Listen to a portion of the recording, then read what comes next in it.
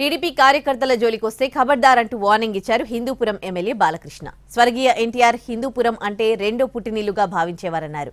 Telugu Desam party అంటే ఒక జవాబుదారీ పార్టీగా పేరుందని, కార్యకర్తలు ప్రభుత్వ కార్యక్రమాల్లో పాలు పంచుకోవాలని సూచించారు.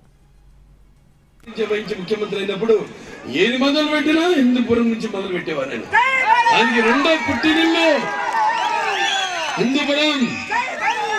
ఏది ఎందులో అయినా సరే, హెచ్ఎన్ఎస్ఎస్ అయితేనేమి, ఆయన మా మానసిక పుత్రికలు, తెలుగు గంగ అయితేనేమి, లేకపోతే గాలేరు నగరి అయితేనేమి, ఇవన్నీ కూడా ఆయన మానసిక పుత్రికలు.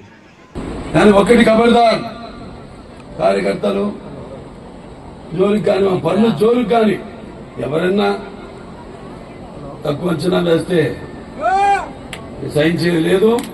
అభివృద్ధి పథకం మీరు కూడా దయచేసి పాలు పంచుకోండి. ఇందులో పాలు పంచుకుని మీరు కూడా ఆ ఫలితాన్ని పొందండి, చేసే అభివృద్ధి ఫలితాలను పొందండి. సభ్యుడిగా ప్రార్థించే వహించే ముఖ్యమంత్రి అయినప్పుడు ఏది మొదలు పెట్టినా హిందూపురం నుంచి మొదలు పెట్టేవారు. ఆయనకి రెండో పుట్టినిల్లు